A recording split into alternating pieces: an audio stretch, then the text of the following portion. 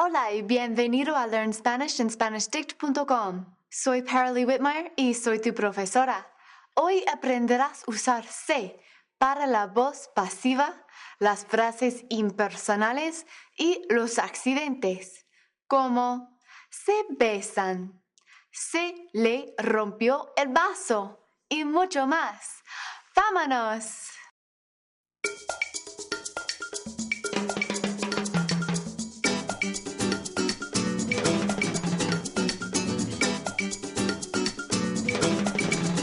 Sé que has aprendido unos temas muy difíciles en las últimas lecciones y hoy aprenderás algo divertido y muy útil en la conversación fluida.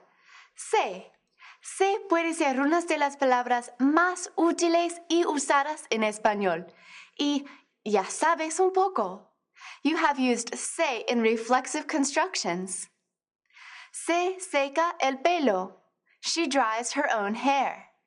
Se cepillan los dientes. They brush their own teeth. In both of these examples, se is a reflexive pronoun, which indicates that the direct or indirect object of the sentence is the same as the subject. The subject both performs and receives the action.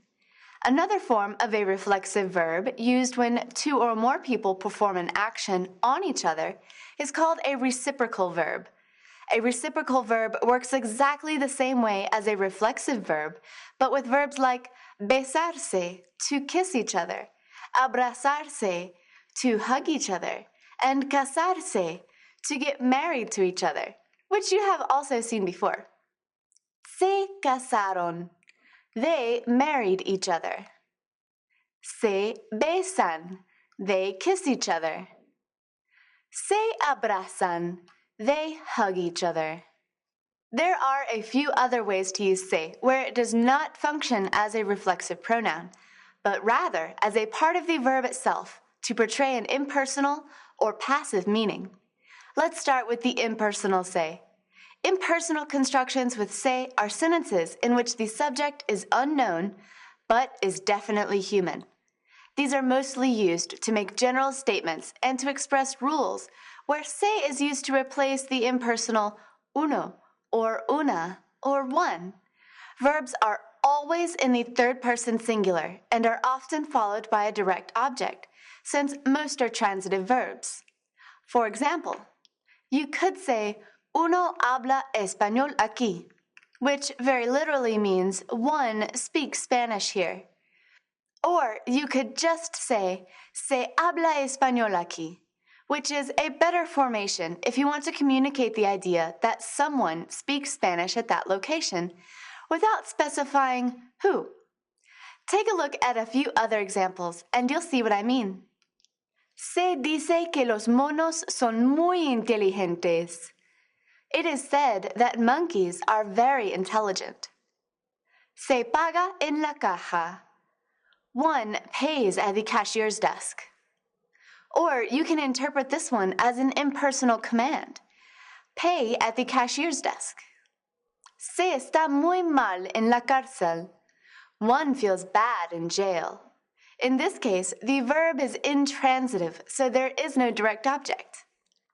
So, in review of the impersonal se construction, it is used to make general statements or rules. The subject is human, but is not specified. The verb is always in the third person singular. Se always falls right in front of the verb. Perfecto. ¿Estás listo para un poco de práctica con las frases impersonales? Te daré una frase con el infinitivo en paréntesis.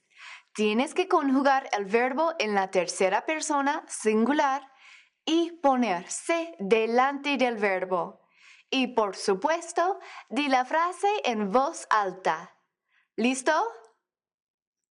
Decir que el ballet es bueno para los futbolistas.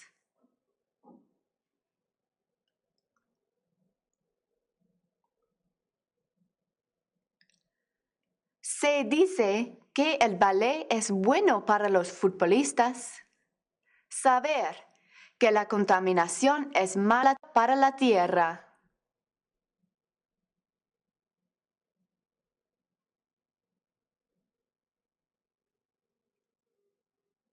Se sabe que la contaminación es malo para la tierra. Prohibir. Escupir en el suelo.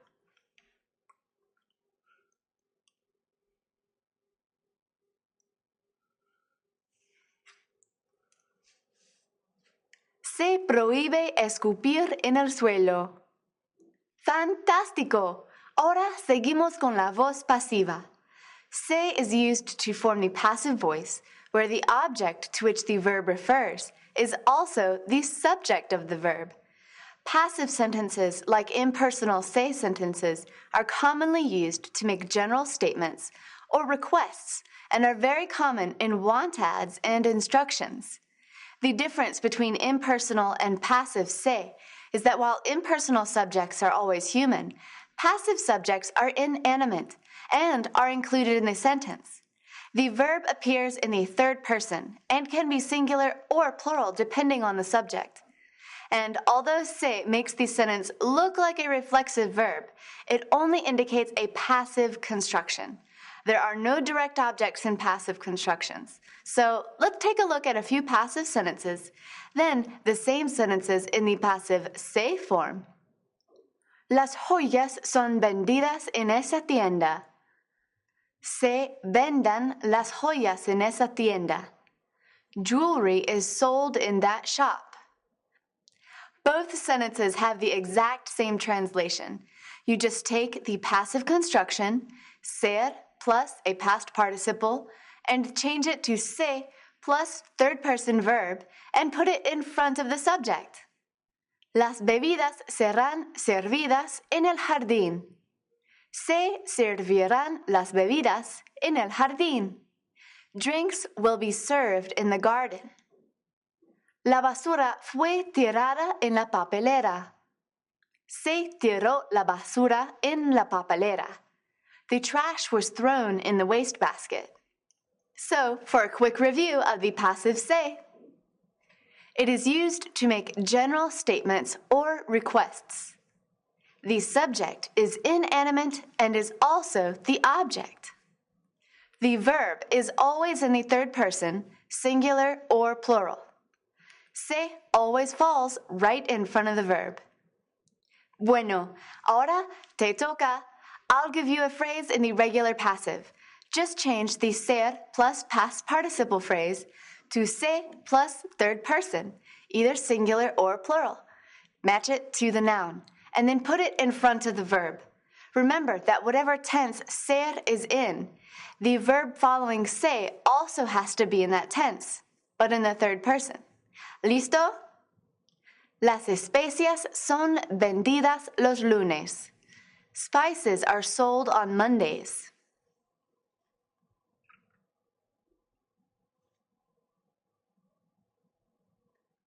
Se venden las especias los lunes.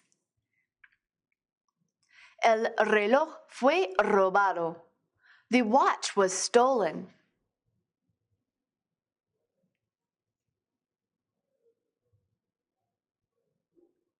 Se robó el reloj. El ladrón será capturado. The thief will be captured.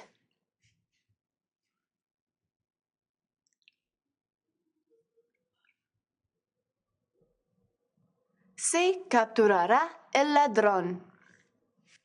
Muy bien. Ahora estás listo para el último tema por hoy. Vamos a hablar de los accidentes y las acciones inesperadas. This is the fun part of the lesson for today.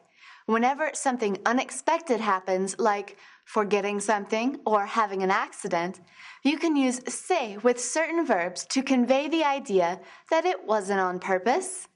Like in English, instead of saying, I broke her teapot, which assumes all the responsibility, you could say, the teapot slipped out of my hands, so that you're taking on a little less responsibility for that broken teapot.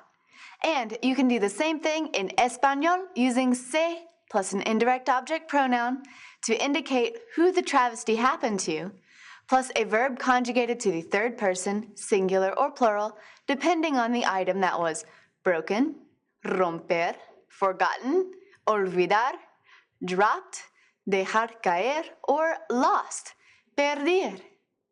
Instead of rompí la tetera, I broke the teapot, you could say se me rompió la tetera. The teapot broke on me. Instead of conjugating the verb romper to the yo form, making me responsible for breaking the teapot, I conjugated it to the third person singular to match the teapot, and added se to indicate that the teapot was broken.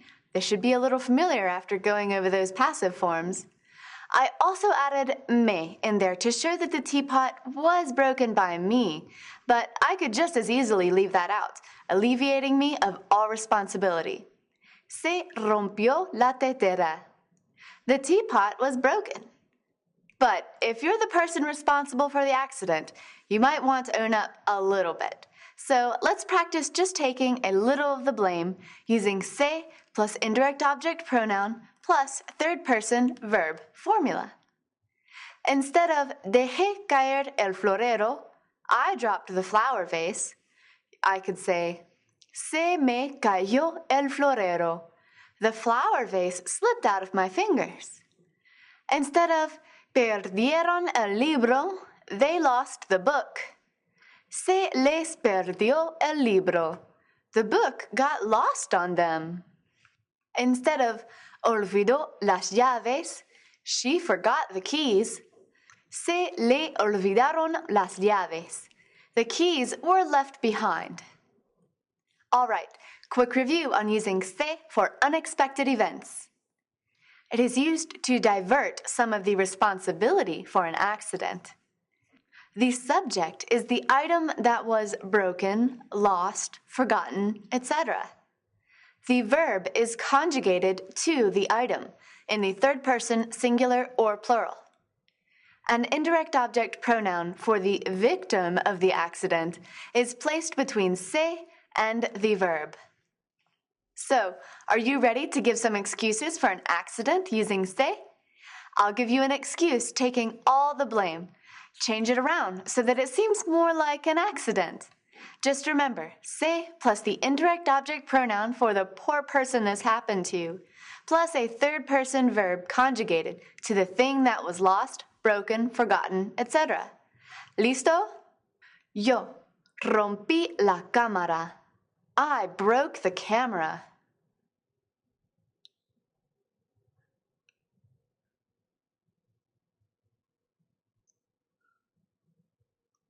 Se me rompió la cámara. The camera fell right through my fingers. Tú olvidaste las llaves. You forgot the keys.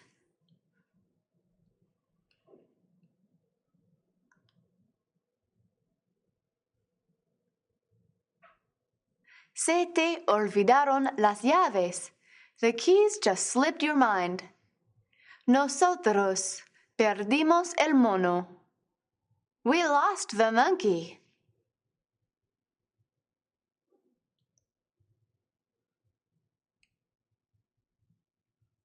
Se nos perdió el mono. The monkey got lost on us. ¿Qué piensas de los usos de se? Muy interesante, ¿no? Pues, if you want to learn a little more, make sure you check out the forum because there are lots of very helpful native speakers, teachers, and enthusiasts who always do an excellent job of explaining the hard details. There are also written articles on both the impersonal se and passive se in the reference section under the grammar. You can also watch this video, study the picture flashcards, and test yourself on the new vocabulary and grammar at SpanishDict.com/learn. Or, if you prefer to study on the go, just download the video podcast from iTunes. And as always, everything at SpanishDict.com is completely free, so check it out. Hasta luego y nos vemos.